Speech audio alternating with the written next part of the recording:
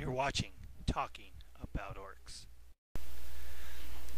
In this episode of Talking About Orcs, we're going to be going over a budget build. I had a comment on my channel about what would I recommend for a budget orc list at 1500 points, so I figured I would do so. And I went through the list. I went through the codex and I went through what's available out there, and I've built what I would consider a competitive, if not, it's probably not going to be a tournament winning, but it's going to be a competitive and pretty fun, yet flexible orc list at 1500 points for as low of cost as I could possibly come up with.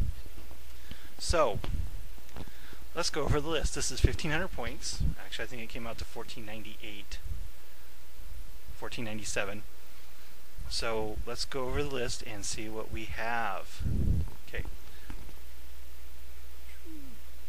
First unit, the HQ, is a war boss, equipped with a power claw, twin link shooter, or a combi scorcher, depending if you want to do the conversion, a cyborg, heavy armor, and an attack squig. Now you have 5 troop choices. Okay. First troop choice, a unit of knobs. Okay, you have a pain boy, 1 stock knob with slugger and chopper, 1 knob with a big chopper and a slugger, 1 knob with a war banner, and 1 knob with a power claw. They are in a truck with a reinforced ram and red paint job. Next troop's choice would be 20 slugger boys, knob with power claw, boss pole, and 2 big shooters. Next troop's choice, 20 slugger boys, also with a knob, and 2 rockets.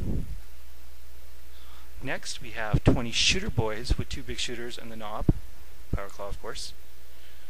1 unit of truck boys with the knob, of course. And the truck also has a reinforced ram and red paint job. 10 Ludas. 3 Defcopters with twin link shooters, or twin link rockets, sorry. And lastly, 5 bikes, 1 with being a knob with power claw and boss pole. So that's what you get for 1500 points. And if you've watched my other videos, it's really not a lot different than what I play on a weekly basis. I find the bikes and the Defcopters to be, a lot more. They require a lot more care than a lot of other units, but they can be very effective. So what's the basics of this army? Obviously you have 5 scoring units, which is pretty good at 1500 points, and they're pretty good scoring units. The knobs, of course, are going to be your power unit. They're going to be an elite, even though they are troops.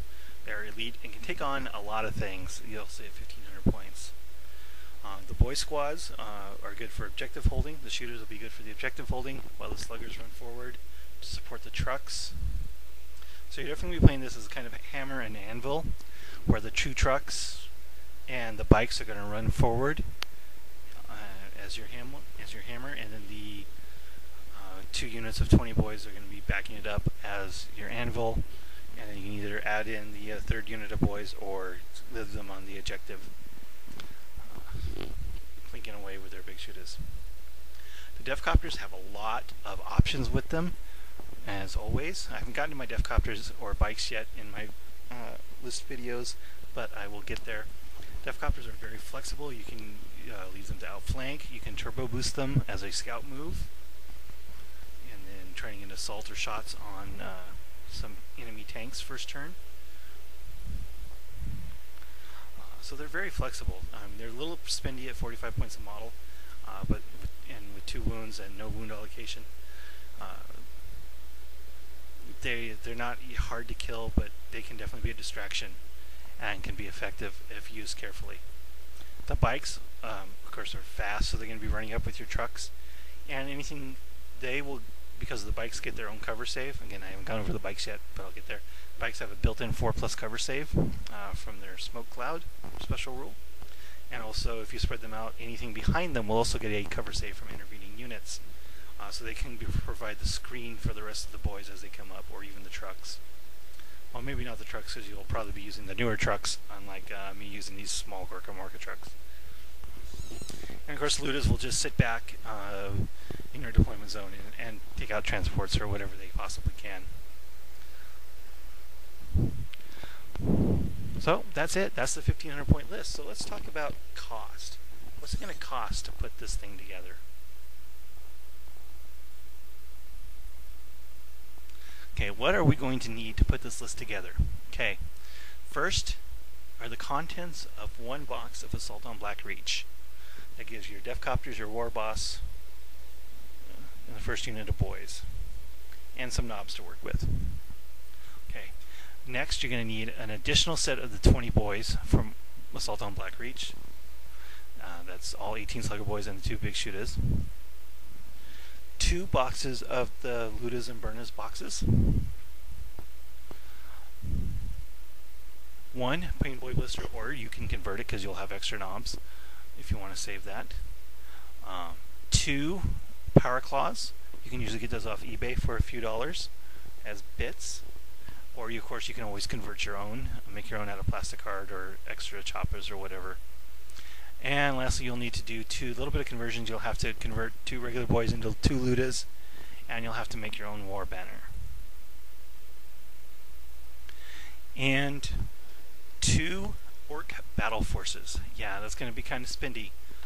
But unfortunately, with Orcs and the sheer number of models you need, there really is no such thing as a budget build. We're just trying to minimize the cost while making a competitive army, a playable army. So 2 battle forces are unfortunately part of the requirements. So what is it going to cost to put all this together? Now we make a couple assumptions here. First, you can be paying full retail price for the parts for the box sets. What you can go out and get a discount on these, which would help a lot. But let's just say you pay full price for the new boxes. And also, let's assume that you split the cost of a Black Reach box, say 40, 35, or roughly half. Either that, or you buy the Black Reach box and you sell off the Marines. So we're going to assume that the contents of the Black Reach run you about $40. The extra set of Orc boys run you $20, and you can get a couple PKs off eBay for $7. That runs your cost at full retail up to $305. It's not exactly budget, but again, with the sheer model count you have to deal with on Orcs, there's not a lot of options. And if you can get the 20% off of the retail price that you can get online for a lot of places like the War Store and other places, and even sometimes a local game shop, you can probably get this fielded for under $250 for the cost of the models. And then of course you'll have paint and primer and all that stuff, but that goes without saying. Which is, pretty good considering you're fielding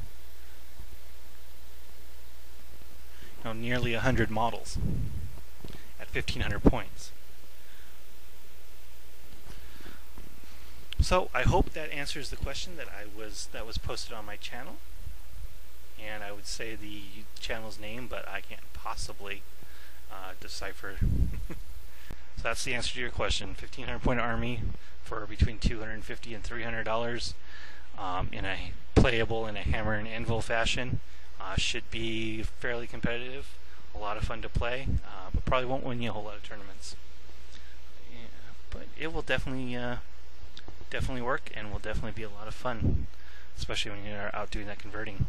So that's it for this episode of Talking About Orcs, 1,500 points on a budget. Thanks for watching.